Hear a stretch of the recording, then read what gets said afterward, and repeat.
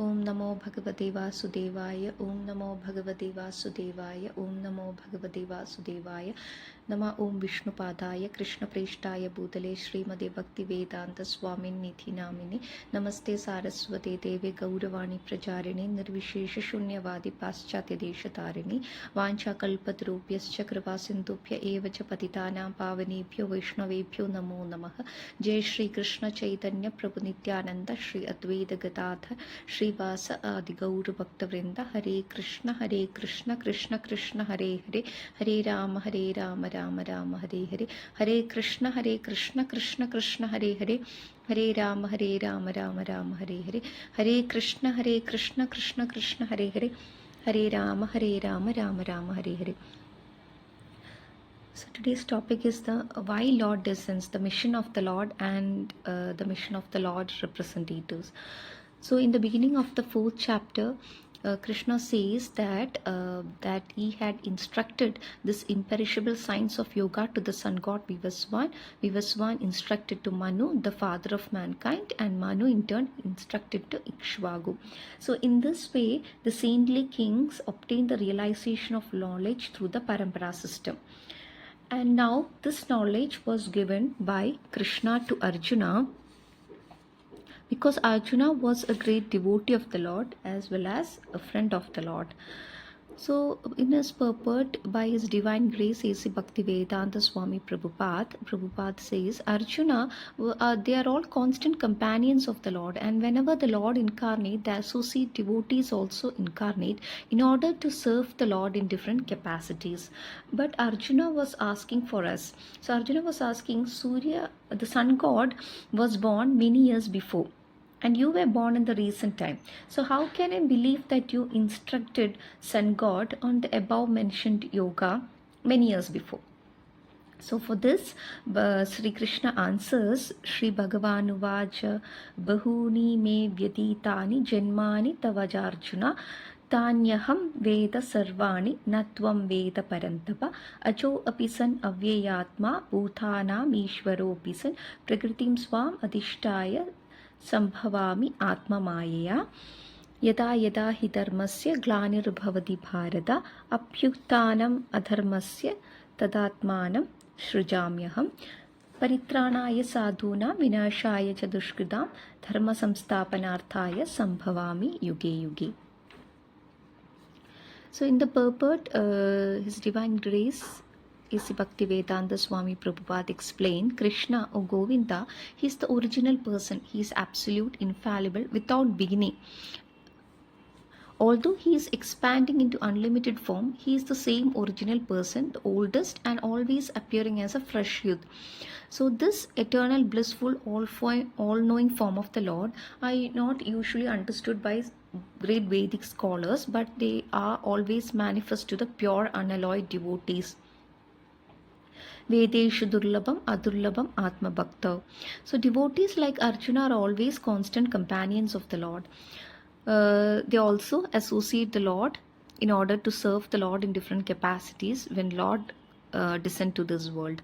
So Arjuna is one of the devotees. And in this verse, it is understood that some millions of years ago, Krishna spoke Bhagavad Gita to sun god. And Arjuna, in a different capacity, was also present. But the difference between the Lord and Arjuna is that Lord remembered this incident, whereas Arjuna could not. This is the difference between the living entity and the Supreme Lord. And in the Brahma Samhita, the Lord is addressed as Achyuta, which means he never falls down from his position. The Lord will not forget himself. Even though he is in material contact, he comes to this material world, he never forgets himself. Although Arjuna is a devotee of the Lord, he sometimes forgets the nature of the Lord. By the divine grace of the Lord, a devotee can understand the infallible position of the Lord. But Krishna remembered every act he performed millions of years ago. But Arjuna cannot remember. But we can see both Arjuna, all the living entities, we are all eternal in nature. But living entity forgets everything. That is due to the change of the body. But the Lord remembers because he does not change his body. He is Satchidananda form. Everything in relation to him is spirit, his body, his mind, his soul, everything. Whereas the conditioned soul is different from the material body. And because the Lord's body and self are identical, his position is always differ from that of an ordinary living entity.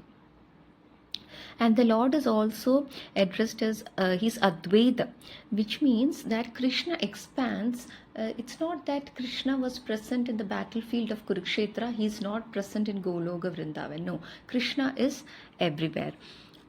In 18.62 Bhagavad Gita, Ishvara Sarva Bhutanam Hrideshe Arjuni Tishtadi, which means Krishna is everywhere. This is the omnipotency of the Lord. Prabhupada explains that this is the omnipotency of the Lord. And Krishna says, my dear Arjuna, both you and I have passed many births, but I am the Supreme Lord. I remember all of them. But you are a minutely conscious Jiva. You cannot remember any of them. And whenever I descend to this world, my perfected devotees also come with me to nourish my pastimes. So Krishna says, I am the all-knowing Purusha who is cognizant of everything.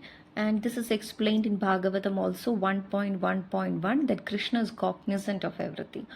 So Krishna says, although all of you and I come to this world again and again, but there is a difference between my appearance and yours.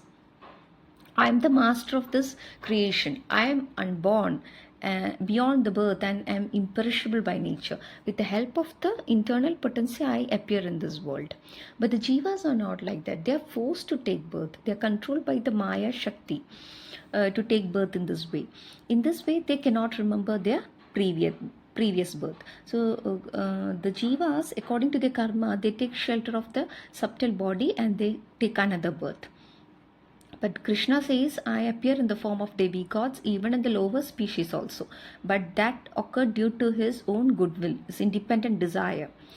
But unlike the Jiva, the pure conscious form of the Lord is not covered by gross or any subtle body. Krishna says, whatever eternal form that I have in Goloka Vaikunta, the same form I effortlessly manifest in this material world. And why the Lord comes? The Lord incarnates himself for the benefit of the conditioned souls in the material world. The avataram, Srila Prabhupada says, one who comes from the higher planes down to this material world is called avatar. Sometimes he comes himself or he sends his representatives. In Bhagavatam,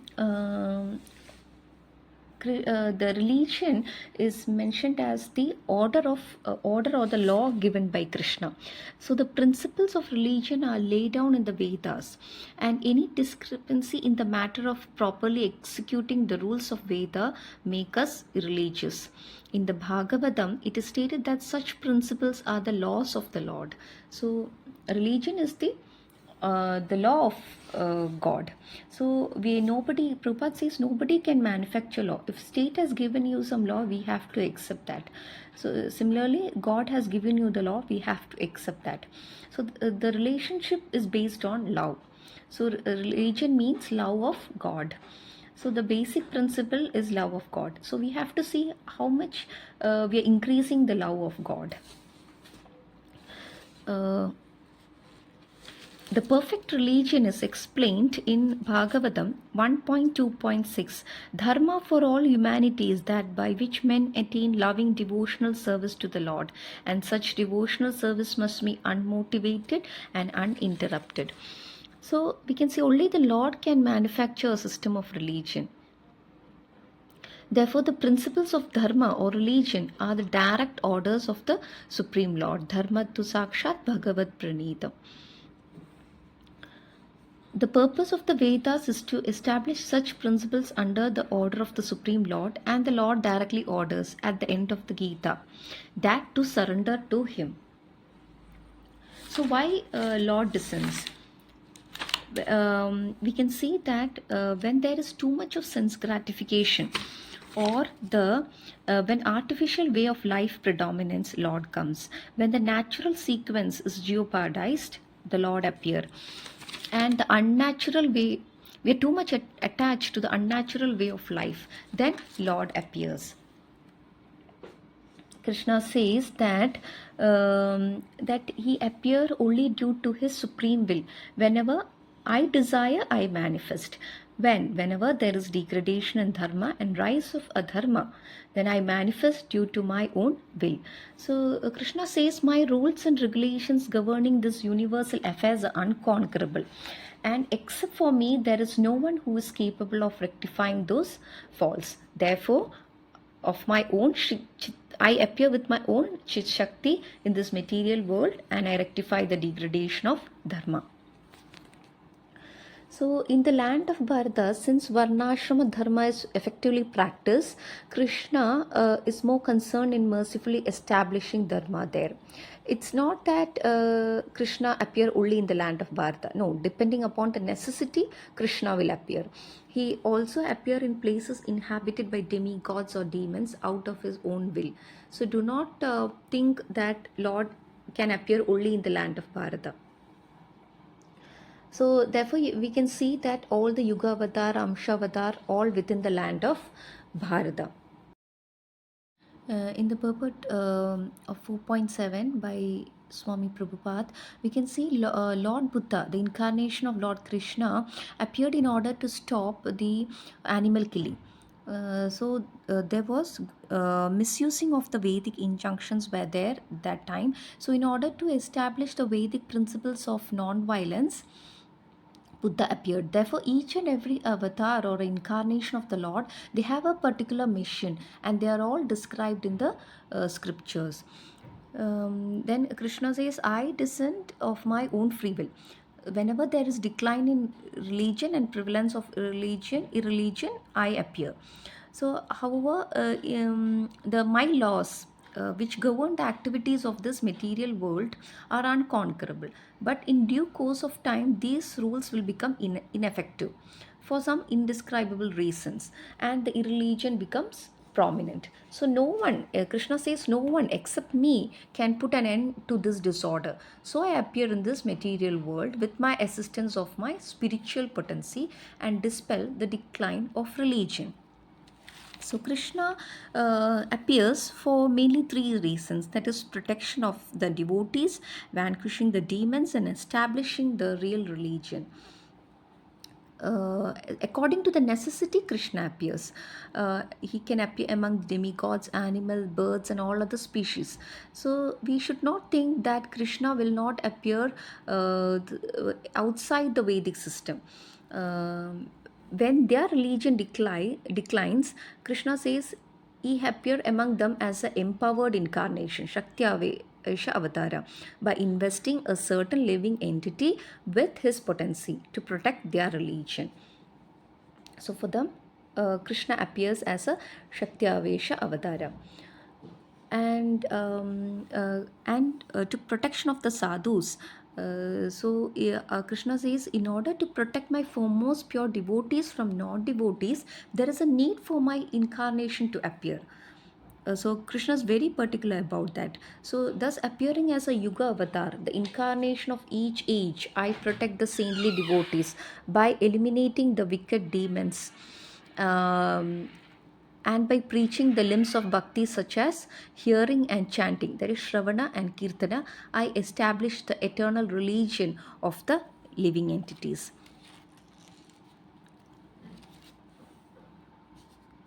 In Bhagavad Gita 9.29, Krishna says, I envy no one, no, I am partial to anyone. Krishna says, I am equal to all, but whoever renders service unto me in devotion as a friend is in me, and I am also friend to him.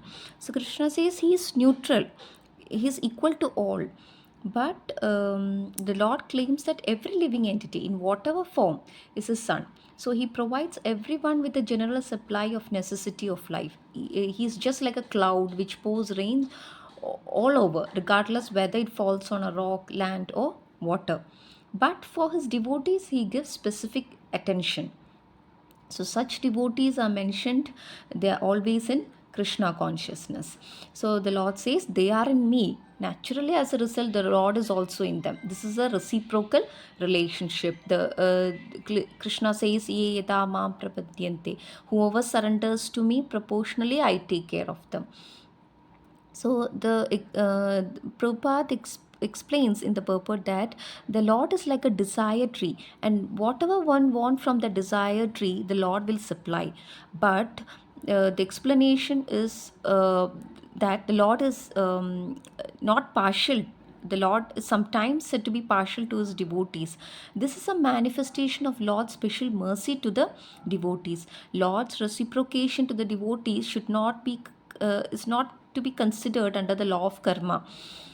Devotional service to the Lord is not an activity of this material world, so it's a part of the spiritual world where eternity, bliss, and knowledge predominate. And the Lord says he incarnate himself in every millennium. So this indicates that he incarnates also in the age of Kali.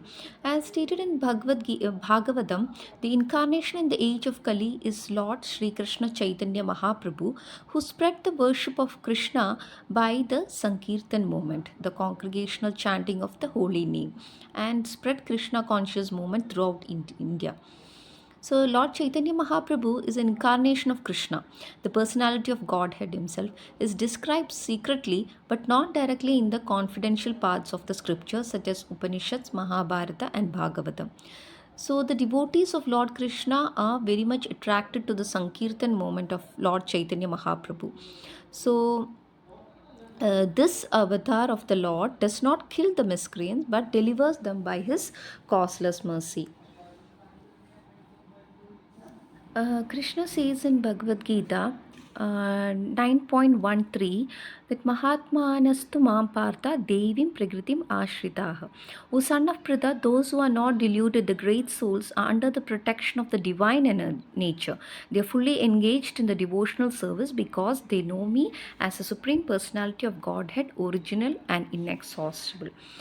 So we can see Krishna is there. Krishna is personally there. At the same time, Krishna's energy is also there. There are varieties. Parasha Shaktir Vivida Shruyade. Krishna is one, but his energies are multi different. So you can take shelter of different energies of Krishna or take shelter of Krishna directly. The best thing is to take shelter of Krishna directly. Therefore, Krishna says in Bhagavad Gita, Sarva Dharma Parityacha Mamekam Sharanam. That is the real religious principle described in Bhagavad Gita 18.66. Everyone should surrender to the Lord.